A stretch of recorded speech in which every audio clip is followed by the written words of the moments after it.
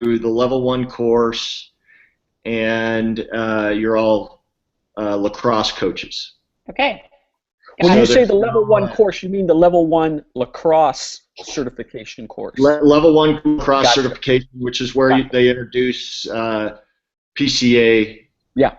On that one. So so there's no necessarily negative coaching that's going along with it, or why PCA was asked in.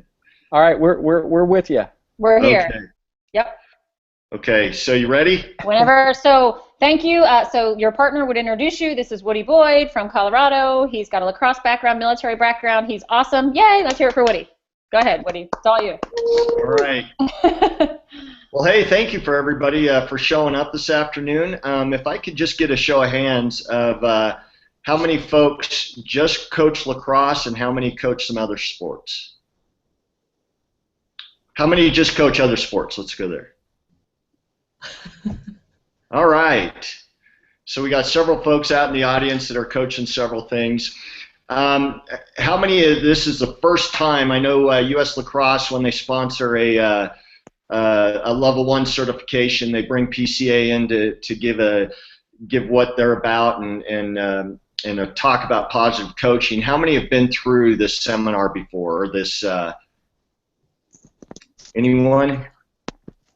Okay, one person. Well, great. I'm going to rely on you. So, you know, if there's anything that I miss, I'm going to, you know, just raise your hand and bring it forward. One of the things, first of all, that it's not a lecture. This is a workshop. And so part of a workshop is that we're a team in this.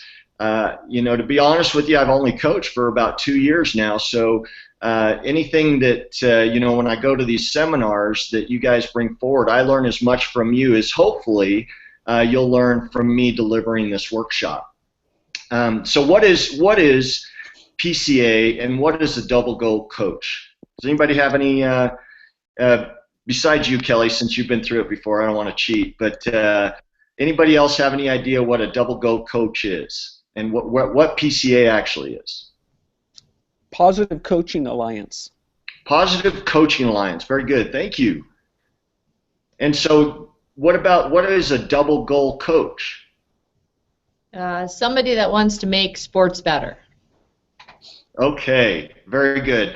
Well, we're actually, and you're both spot on, and we're gonna get into that here in just a few minutes. Before we get too far into this, I'm gonna ask, I'm gonna throw up the slide that shows how to sign in. Okay, so to get credit for this class, here's the text number, and I'd ask you just to sign in. I'll give you 30 seconds here now if you want to try to do it now, or we can you can get it at the end of the course or end of the workshop. Does anybody have any questions about this? Okay. Let me tell you a little bit about why I'm here. You know, I know they said you know, my Kelly introduced me as you know, having been affiliated with lacrosse, and like I said, I've only coached for a couple years, but I never played lacrosse growing up. I grew up in Montana, where the sports you're really limited to football, baseball, wrestling, just the, you know, I guess the standard sports. I joined the military, the United States Air Force, 12 hours after I graduated high school. I was in basic training. And I served in the Air Force for 26 years. And one of the things I noticed is that when I went out and visited with our young men and women that are serving their nation, whether I was in Afghanistan, Iraq, or even in the United States, I would talk to them about where they're from, and we'd get into conversation about who had a positive impact on their life. And of course you get, you know, mom and dad, but there was a lot of young men and women that just were brought up in households that maybe dad wasn't around, or it was you know, not a good household, and so consistently it was, and it surprised me, it wasn't necessarily teachers, it was coaches. And it was coaches because these kids wanted to be at that sport. Kids don't necessarily want to be at school learning math or English. They want to go out and they want to have fun and compete. And then it dawned on me, but the coaches they weren't talking about weren't the coaches where they won championships. It was the coaches that encouraged them to become better people, to strive for something more than the environment they were given or put in. And I thought, wow, that is impressive. And that's something that I wanted to be a part of. And so I finally had an opportunity when my kids got old enough to go be a coach. And through part of that, I'm a lacrosse coach, and through getting my certification, just like yourself, I ended up seeing a PCA demo or a PCA workshop, and I thought, wow, that is something that I want to help foster and get out there. So, and I want to share a video with you from Steve Young, who had a phenomenal football career, a lot of coaches, and just hear what he has to say about coaches and their experience. Can I time out there real quick? Yeah, that's fine. I don't show the video, right? That's okay. You don't have to. Nope. We've seen it. We know We've seen it a couple times. I'm sure you have. Okay. Okay, very good. So, give me your thoughts on what you just saw in that video. Anybody? Well, Woody, I think he was talking about what you were talking about, how, you know, the significant impact that coaches have, especially youth coaches and the first few coaches you have. That's exactly right. Now, I would like you guys to work with me here on, and I want you to think back, okay, when you were involved in youth sports, and then to today, and I want you to tell me about. And actually, it doesn't just need to be a coach, okay? Tell me who had a positive influence on your life. Give you a few minutes to think about it. How many of you came up with a teacher? Raise your hand, please. Okay. How many of you came up with a coach? Raise your hand. How many of you came up with more than one and both? All right, so now when you look at an average week for a child, a kid, they end up spending, if let's just say we're in lacrosse season, and they have 3 practices a week at 2 hours of practice, okay, that's 6 hours a week, and they may, and that we're talking a 5-day, just the 5 days, Monday through Friday, they may only get a couple hours with mom and dad. They may only get, depending on their age, an hour or 2 with their teacher. And that's if they're paying attention and fully engaged in the class. Somebody, did we lose video? I'm sorry. Did you happen to mute your camera by any chance? Me? No, I'm still on. He's still on in my world. Okay. All right. No worries. Okay. So my point with it is that these kids, these young athletes that we have an opportunity to impact, can actually spend more time with their coach. Now, what I'd like you to do is I'd like you to look at share with me an example of a coach that had positive influence in your life. Can somebody share an example with me?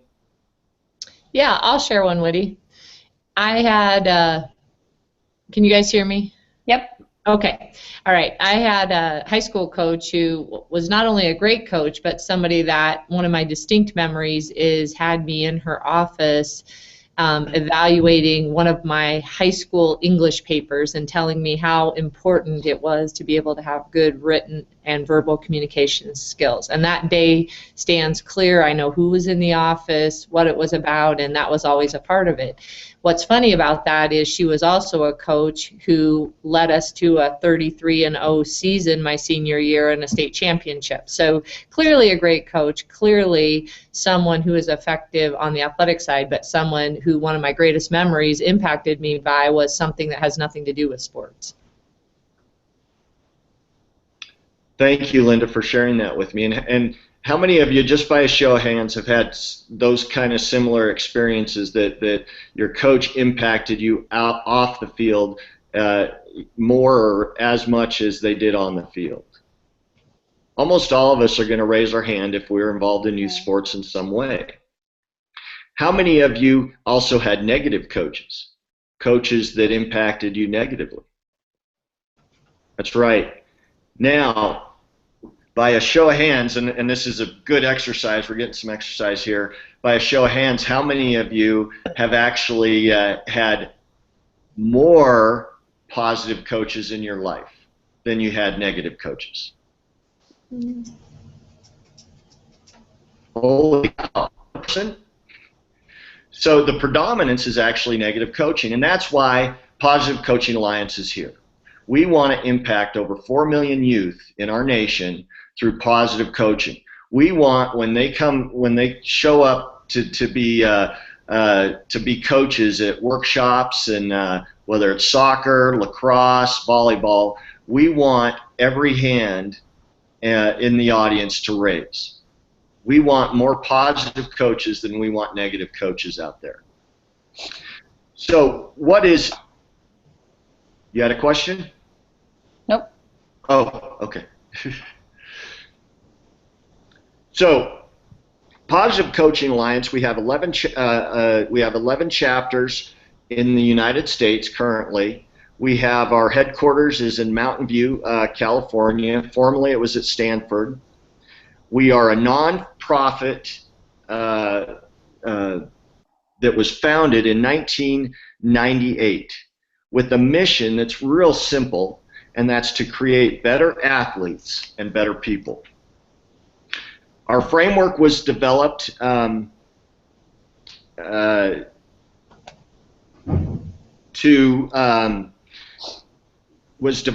these people. I'm sorry, I got the slideshow. These individuals helped develop our framework along with our president and our spokesman, Phil Jackson. That's a pretty impressive group of folks, isn't it? Who else do you think impacts our framework and how we develop? Anybody? Linda? Ruben? Researchers? Researchers? Like, researchers? By virtue that it was founded at Stanford? I mean, yeah, we have researchers out there. Who else? Who else impacts how we take this forward and we deliver? Other coaches? Other coaches, that's right, you. Like I said at the beginning, I learn as much from you, hopefully, that you'll learn from this workshop. So when we talk about what is a coach's goal, what do you think a coach's #1 goal should be? To give the kids a good experience. To give the kids a good experience. What else? To make the kids better players. Make the kids better players? Boy, this is a great group of folks.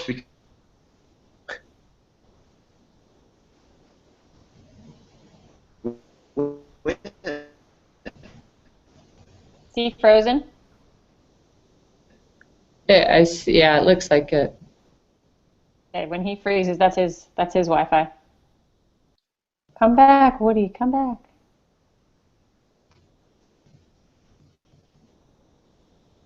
Do you guys all see him as frozen? Yes. I do. Okay. Just give him a minute. Sometimes it comes back.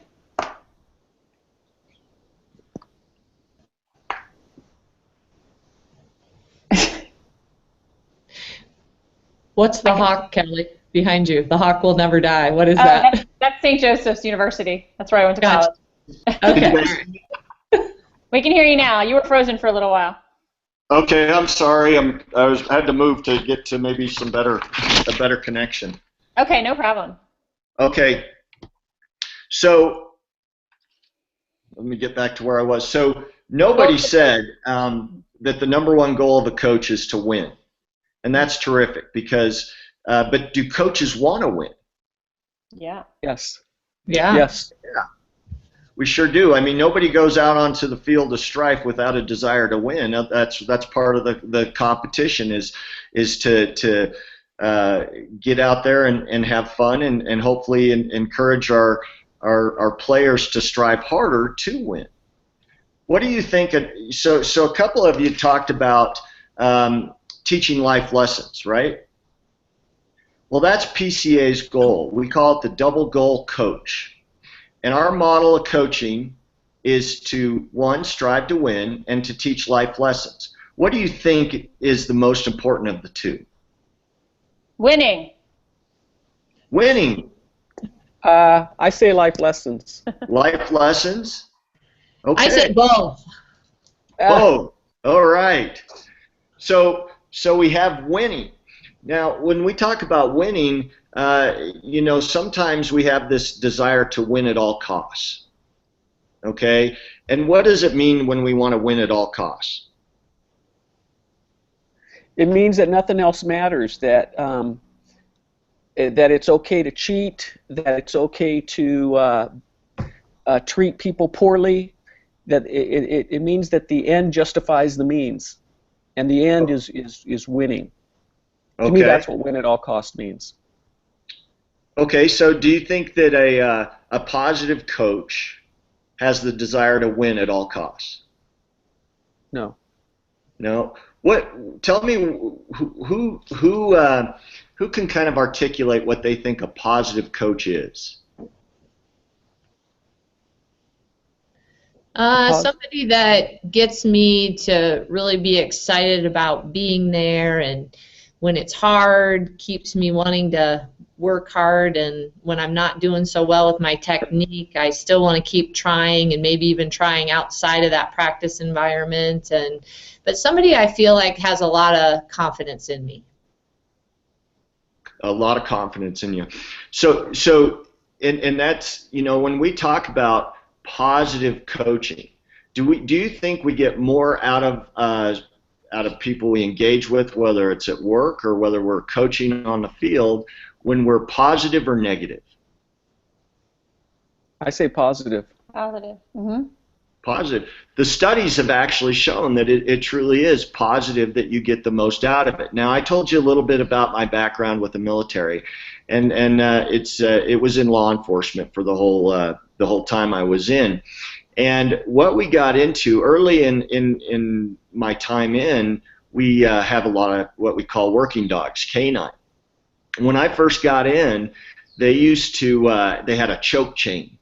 And if the dog behaved poorly, now I'm not trying to equate humans to dogs, but the Air Force spent millions of dollars on studying what worked best for the dogs and increased their lifespan. And so if a dog did something that wasn't supposed to or didn't perform well, they would choke the dog out. And what they found is the average lifespan or working time of a dog was about 8 years. Then they got tied in with Stanford, which is where PCA got a lot of, that's where PCA got its start. And they did a lot of research, and they found that through positive reinforcement, not negative reinforcement, they actually not only got more productivity and positive feedback from the dogs, but they actually increased their lifespan by 5 years. Wow. Their work time and their lifespan by 5 years. So the statistics definitely show that positive reinforcement has a much more impactful present in the presence and a much more long-term impact on people in general and athletes in particular. But that doesn't mean that we stop the striving to win aspect. And so with Positive Coaching Alliance, this double goal coach thing is really, it's an amalgamation of the two. Okay? can anybody give me an example? And when I say an amalgamation of the two, it's the desire to win, but it's also striving to teach life lessons, positive reinforcement, teaching life lessons to these young lives that are out there when we're coaching. Can anybody give me where those two ideas might collide? I think when the game's on the line and you're down to the final couple minutes, sometimes the win-at-all-cost mentality comes out more than it would in the beginning of a game. And great example. Can anybody tell me how it might come out? Just to let you know, you have 2 more minutes, Woody. Just to let you know. Well, Woody, let's say the game's on the line and the referee makes a horrible call against your team, and so you know that you want to model sportsmanship and treating people with respect, but in that moment you really want to win the game, and you don't want the referee to make another horrible call against your team. So I think that could be a time where they collide. Great example. That's right. And the desire to set a, so maybe where the two collide, and how a positive coach that's striving to teach life lessons might deal with that is to keep the players who are playing on the field, whether they win or lose, and encourage them to keep working harder. So, and we send that message very clearly in a lot of different ways, whether it's through nonverbal communication, what we say to the players. But can a coach do it alone? No. No. No. Who else has an impact on that? Other players? Other players? Who else?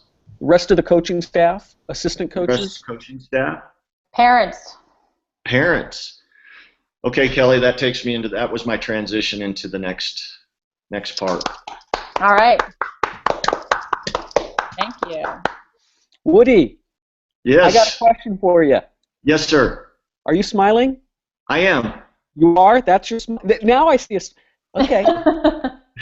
Gosh, okay, Woody, I'm going to start out with the feedback. I'd like you to show that early and throughout your workshop. You have a wonderful, warm personality, and you want to be serious enough, but you also want to have fun with this and let us know that you're enjoying it. And so I saw this before you started your workshop. When we were just talking. And now I see it again. I love that, but I lost it there for 20 minutes. Okay, fair enough. Yeah, great. Yeah. Lots of strengths, and we'll point those out. Okay. But I couldn't resist. I had to start there. Okay. Do you want to continue, Ruben, first, since you're on a roll?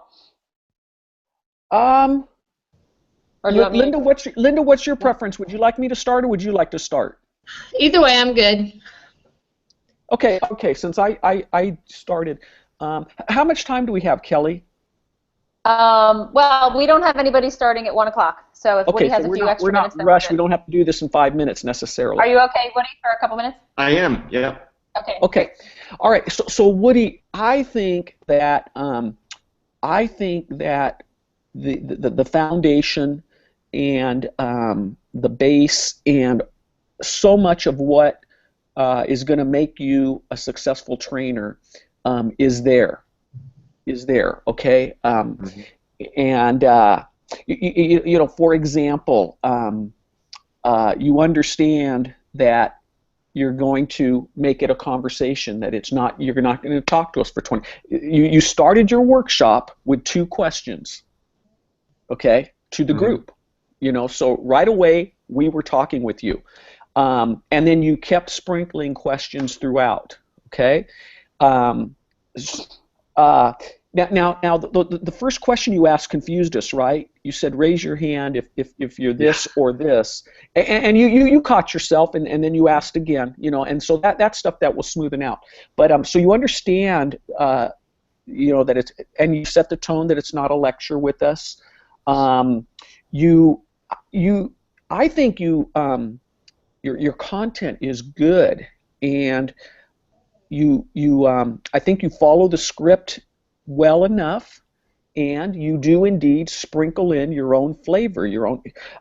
I'll tell you, the 2 times where you talked about your military experience, I don't know how it was for you, Linda and Kelly, but I immediately, it's the lean-in type. Okay, that really got my attention. When you mentioned 28 years of military, when you mentioned Afghan and Iraq, and then you weave it in to make it relevant, I think it's awesome. The way you talked about the soldiers telling you about their coaches.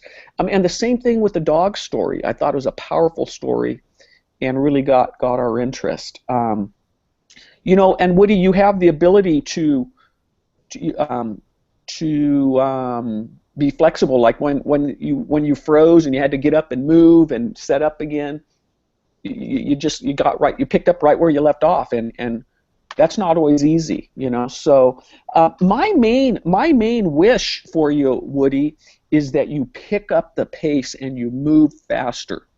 I think you make points well, and you can keep moving. And I think you have a tendency to stay on a point too long, or to come back to it too much. And make your points, draw it out of us, and keep right on moving. Okay. That's it for me. All right. Linda? Thank you. Great. I agree. I think there's a lot of pieces to being a trainer that are challenging, and I think these Google Hangouts are more challenging sometimes than being live, just from my experience. It's kind of weird being in a computer thing. So I appreciate what Ruben was saying about that smile. I do think that's a valuable asset for a trainer, and just sometimes we don't feel like we can unleash our smile, and it's amazing when you do a workshop how if you smile at somebody, they always smile back. And it just changes your whole interaction process with them. So I appreciate Ruben saying that, and I appreciate, like right now even, you just make me want to smile to have that presence. So I think that's great.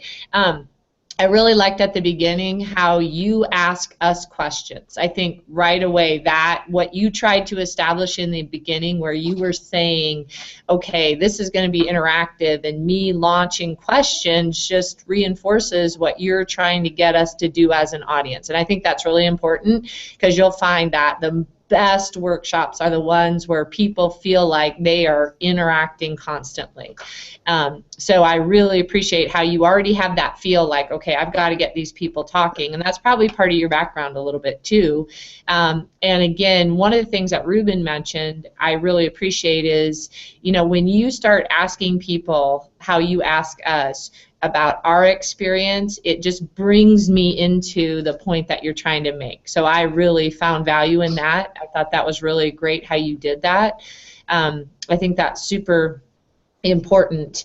And it shows a little bit, like part of it is the content we're trying to get across, and part of it is you owning it, and you really making it your flavor versus what's on the next slide. And you talking about your experience of gathering information of people and who impacted them is one of those examples, and the other one was really the dog story.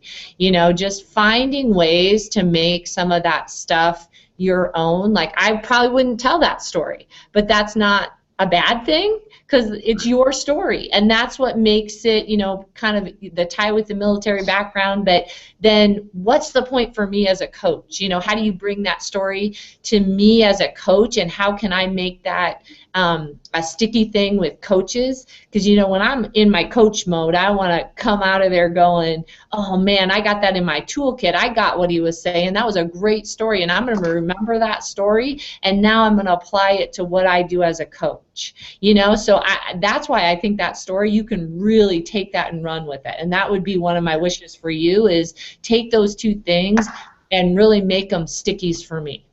Okay. Linda, could I add something there? With the dog story, I think it was very good that you pause for a second and say, now don't get me wrong, I'm not equating dogs to people. I think that's a good clarification. And then I think at the end, I think, like Linda's talking about, take that story and run with it. To me, that means something like at the end go, so this is research on dogs, but let me tell you, there is a huge body of research on people that gives us the same conclusion. Mm-hmm. So bring it again. We're talking about it now. Bring it back again to people and coaching. Because Linda's absolutely right. People are going to remember that story. They're going to remember that more than Elm or double goal or this or that. They're going to remember when you're positive with police dogs, they live 5 years longer. They're going to remember that. Okay. All right. Absolutely. Well, Linda, thanks, guys. Go ahead. Linda, did I interrupt? Were you still going there? No, and probably the last wish I would have is just what Ruben said, is that pace is really important, because you'll find, in the front of the group sometimes if the pace isn't staying on task, then they start to get fidgety. And so the pace thing I think but that's something I feel like you get into a flow with more experience. That's something I feel like we all struggle with at the beginning. I know, for sure I did. So that pace thing, it's just, you don't have to develop every point to its fullest. It's okay to leave them hanging a little bit as long as we're clear. And I think I get that, because I've struggled. That's when you're in a flow as a trainer, it makes more sense. And 20 workshops from now, you'll be like, oh, I totally get that. Hey, Woody, you took the quiz with me, right? You took the quiz with me? Answer this question for me. What does it mean to be a double goal coach? Answer it like you did in the quiz. What's it mean to be a double goal coach? I don't think I took the quiz. Oh, you didn't take the quiz. Okay, so no. Answer this question accurately and concisely for me. Accurately and concisely. What's it mean to be a double goal coach? To win on the field and win in life. Okay, so when you tell me a double goal coach has two goals, one, strive to win, and more importantly, teach life lessons. Okay. I have as good or better chance of absorbing that and remembering it than if you go on with a lot of detail and sometimes more can muddy the water. Yeah, so there's some things that you state it clearly, and that's it. Some things. I agree. I think. Look, as I was going through it, I definitely muddied the water when I got to that point. I was given, definitely muddy. Yeah. Hey, good recognition. Mm-hmm. Yeah. All right. Do I get a turn? Sure, Kelly. I'm like chomping at the bit, trying to cross out things I'm not going to say. I'm not going to repeat what you guys said. First of all, I think it was fantastic. Woody, right away when I hear a trainer starting in a workshop, you command my attention, and I don't know if that's because of your military background or because of just who you are. When I first saw your resume, and I thought, here's a guy that was in the Air Force for 26 years. He's in law enforcement, and he's coaching youth lacrosse. Like, are you kidding me? Like, what's this guy going to be able to do for PCA? But you really changed my mind, and I think the way that you bring in your experience and your command of the room and your command of the material it's admirable. I mean, you did a great job with that. I think, when these guys are talking about pace, I had the same thing. It's almost like you took a 10-minute introduction and stretched it into 20 minutes. However, I think one of the reasons is because you had 20 minutes. If we would have said, okay, Woody, I want a 5-minute introduction, you would have been quicker because you understand time management. Mm-hmm. Something simple like the story about the canine dogs, I would bump that into emotional tank. So I wouldn't use that story in my introduction. I would bring that down to magic ratio or something like that. When you're talking about positive reinforcement versus negative reinforcement, you can work it into another part in the workshop so it wouldn't be in your introduction. So I think that's a way that you can, almost clear out your introduction so you have less stories. Right. I think the Afghanistan story was great, powerful. I mean, I will not forget that story, and I remember you told that during the course as well. What I'd love to see, my wish for that story, is for you to make it a little bit more personal with the coaches. So that story affected me personally because I thought, what if one of these little kids I'm coaching goes into the military someday and they're sitting in a bunker in Afghanistan and they're thinking about something I said as a coach. You know, I mean, that's like the emotional aspect of it, where I'm thinking, holy cow, like I'm coaching these kids on the soccer field, not realizing I could have an impact on the way these kids listen to authority, respect their fellow soldiers, you know, bounce up when they get knocked down. I mean, I just think that story is such a launching pad for so many thoughts that could go through coaches' minds that could really be powerful. Now, maybe that's just the drama in me, but that's the point where I want coaches to be, as Linda said, like be sucked into the workshop. I was sucked in by your story. I wanted you to go even further with it. So I think there's something you could work into that a little bit. Okay. Go ahead, Kelly, Ruben. can I Yes, add? Ruben. I'm sorry, I can't help. So, Woody, when I do that piece, I ask the coaches, how many of you think you know, because what you're talking about is how you're going to be remembered as a coach there. Right. There's that piece. And so I ask the coaches, I say, how many of you think you might be coaching future coaches? And most people look at me with kind of a confused look on their face. They're not sure how they're supposed to answer, but some people will raise their hand, and I'll say, everybody raise your hand. If you've got a team of 10 kids, 12 kids, if you've got a team of 5 kids, I'm almost certain that 1 or 4 or 8 or every single one of them will someday be a coach. How are they going to remember you? You know, and your question, what came to mind with your question could be, you know, I coached, you know, I trained soldiers. How many of you think you might be coaching a future soldier? Right. You know, because if you got a team, here's a high probability that one of them is going to be, you know, and what are those soldiers going to say when they're overseas, you know, and thinking back about the impact you know. So Kelly, I think that's a wonderful suggestion, Kelly, and you know, Woody, then you take these ideas, and some of them will stick, and you'll develop some of them, and you won't use every single one in every single workshop. You know, you might use that question in one workshop, and another workshop you don't. Sorry, thank you, Kelly. Workshop. I think it was awesome. I'd use it in every single workshop you do. I wish it was my story because I think it's awesome. And that, you know, even Kathy Ingles, who you met in this course too, she had a story, sort of the same type of emotional level. She coached a girl, a player who has breast cancer right now and is going through treatment. And this player actually said to her, Coach, what you taught me on the basketball court, I'm using to fight this disease.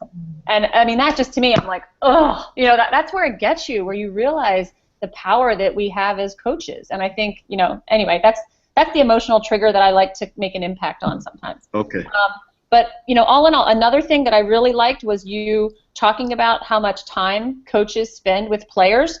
The only thing that I caution you on is that as a teacher, I used to tell kids all the time that, or parents, especially at conferences, that, you know, your child is spending 35 hours a week with me in the classroom. How much time are they getting to spend with coaches or with parents? So it kind of, you know, when you said they only spend 1 to 2 hours with a teacher, I'm thinking, I think it's little more than that, because I remember always saying 35 hours a week, 7 hours a day, 5 days a week with a teacher. So just be careful about that. I don't know where, you know, the numbers came from, but as a teacher, I was like, that doesn't quite gel.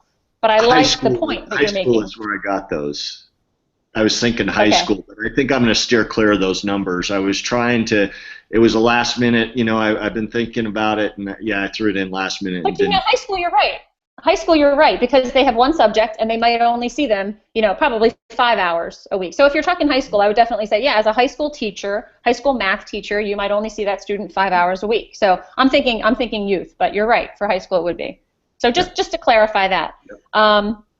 I also like, again, as Ruben said, I love your conversational tone. I love the way you were asking a lot of questions, because that's what it is. It's very conversational. You're getting us interacting. In a group of maybe 10 coaches, I think that's a great style to use. But if you're up in front of a group of 50 and you're just asking for one volunteer at a time, you could have 48 of them checking out.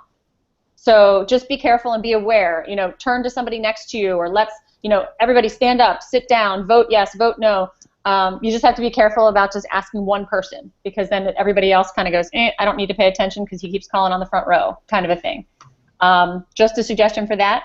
The other thing, the boring stuff, I call it, the commercial. We started in 1998, we have 11 chapters, that you explain that part in a very boring way, just because it's boring information. So my wish would just be to bring a little bit more life into that part. It almost seemed like you were reading it, which you might have been, which is fine. But just to give a little bit more, I don't know, just energy around that part of it, because we don't have that first in the workshop because it is boring stuff. But it is important information to know. It's not boring information. It's just, compared to all the interactive stuff, it's just information. But I think there's really... Kelly, can you model, give us an example of that, how to bring that material to life?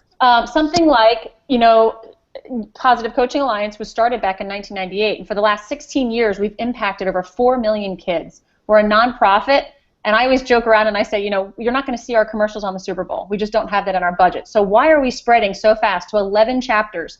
And by the year 2020, we want to have 26 chapters and impact 20 million kids. Got it. How do you think that's happening? You know, something like that to make it like, whew, wow, we're growing. You know, how's it happening? Do you have that on YouTube? I do now. Okay. So this is recorded? Being recorded. So. Okay. Kelly, in the course, when you modeled this piece of the workshop, is that? Yes, I do that. I tell them that at the beginning. Yep. So yeah, maybe, I mean, that's how I do it, so that's on there. Well, what I'm saying is Woody can go back to that particular hangout and see how you did those 2 or 3 slides. Yep, absolutely. And then, you know, I don't want to take too much longer time, but I just think that, you know, there's a lot of things that you, as I said, a lot of things you said in the introduction that you can sprinkle throughout your workshop with the principles. And as Ruben said, you know, you're a fun, likable guy, so just put a little bit more emphasis on just enjoying the group, enjoying the people. You're not afraid to ask questions and get input from people, so just have a lot of fun with it. And I think your greatest asset is going to be when you're in front of a live audience, because you seem like the kind of person that's going to feed off of the energy in the room. So I would love for Linda to get you in front of a live audience sooner than later, so you can actually really thrive in that environment rather than being in front of a computer screen. Yeah, hey, this is worse for me. Hey, Woody, we've run a lot by you. Can I run a couple more things by you? Just as that wasn't enough, we're going to give you more. Yeah, as if that wasn't enough, you know. Just because we love you, that's why. Earlier I told you sometimes less is more, and you just, but I'm going to add a couple things. You know, Woody, I really appreciate how you, at the start of your workshop, there's 3 housekeeping things we want trainers to do at the start of the workshop. We want them to set the tone for interactivity and not a lecture. You clearly did that. Mm-hmm. And then we want you to get people to sign in. So you hit that piece, and you'll sharpen up how you deliver the text to sign in. You deliver those 2 things. The third housekeeping thing is to make sure that everybody has a copy of The Power of Double Goal Coaching, and to let folks know that I'm going to occasionally refer to this book during the workshop, and it's a lasting resource for you to take with you. So add that Power of Double Goal Coaching to those housekeeping items you do at the beginning. Yeah. Okay. Okay. Yep. And then, you know, I like that you say, hey, like you, I'm trying to grow as a coach. Okay. You said it in your own words, but that's what I heard you say. Hey, just like me, Woody here is trying to grow, working on growing as a coach. I think you can say it that way and leave out, I've only been coaching for 2 years. Okay. There's no reason to say that, because that's not your point. Your point is, hey, I'm like you guys. I want to get better as a coach too. I want to learn and grow. So that's why this is going to be interactive. We're going to hear from each other. So, and then the last thing, you know, when we say, you know, pick up the pace, Woody, you know, I hope this is helpful. I think it's one thing to tell you to pick up the pace, and then what I want to do right now is give you an example of how to pick up the pace, or I guess another example, because. You know, what's a double goal coach question to you was to try to get you thinking that way. But you know, when you come out of that Steve Young video, and you ask us, okay, so Steve Young's talking about coaches that impacted him. You've all had coaches that impacted you. I want to hear about some of the, get to that, make that transition faster. Okay, go from the video to. What about coaches that impacted you? And then how you have us discuss that's up to you. You could have us pair up. You know, you could just, okay, can you give me some examples? You could, you know, write down the name of the, on the inside cover, the name of the coach that impacted, you know, how you do that is up to you. But, you know, I think you can make that transition almost instantly. Okay. Linda and Kelly, does that make sense? Was Yes. that clear to you what I was trying to explain there? Absolutely. And as Linda said, Okay. it's going to come with time. You know, you're going to look back 20 workshops from now and be like, oh my gosh. You know, if you watch this video, you're going to be like, wow, I talked a lot. and I did the same thing. I remember my first couple workshops, my intro that you just did was about 25 minutes long. And now it's down to about 6. So it's just, you know, you realize, you figure out what to leave in, what to not leave in. And when you start to see the crowd start to go like, oh, you know, you're like, okay, I'm getting a little winded here. I got to, you know me, I like to talk. So you learn to cut it down pretty fast. But I think you know, you show a lot of great potential. I think you're going to be a really great asset to the Colorado people out there. I'm excited. Great. So is there something? Is there one particular that you would like to see me do when I do the evaluation one? Well, I mean, this again, I'm going to talk to Linda because I would prefer you to do the next one live in front of an audience. Oh, so you would? Okay. I would, if it's a PCA audience or if it's a like an audience of people that Linda can scrape up. Yeah. I don't know how close you guys are, but I think for you, you would really benefit from being in front of, you know, even if it's just Linda and 2 friends. Right. I think that would be really helpful for you.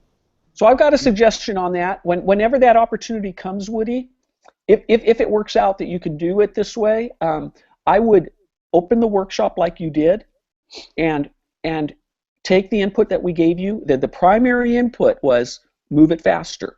Okay. If you only take one thing as far as an idea or suggestion, that's the one I want you to take. Move it faster. Okay. So open the workshop, go through what you did today, move it faster, and then add on the next piece of the workshop, which is the Elm Tree of Mastery, I think. Right. You know, that's how I would suggest that you build. Okay. Yeah. Yeah. What I presented today is actually that's the toughest part for me out of everything. Mm-hmm. Yeah. It is for most trainers, I think. I think it is for most trainers. Starting smoothly and efficiently and quickly enough, I think is the hardest part. Mm-hmm. Yeah, that's kind of why I chose this one, because. Yeah. Hey, Ellie, I have a few more minutes. Can we excuse Woody from the call, and then Linda, Kelly, and I, can we just finish up our debrief here? Sure. Absolutely. Linda, it was a pleasure meeting you. I look forward to working with you. Yeah, great to meet you too, Woody. And I'll connect with you after this so we can figure out a time to get together. Okay? Sounds great. Yeah, and I'm only in the spring, so I think 45 minutes to an hour, depending on traffic, of course. Okay, absolutely. Because you're out of Denver, right? Yeah, I actually live in Fort Collins, but we have an office in Denver. So. Oh, very cool. Okay. Yeah. I lived in Fort Collins for a few years too. Yeah, I saw that CSU stuff on your resume. Yeah, very neat. All right, take care. Thank you so much for the feedback. That was phenomenal. I really appreciate it. Thanks, Thank Woody. you, Woody. Thanks, Woody. Thanks. Bye. Bye-bye.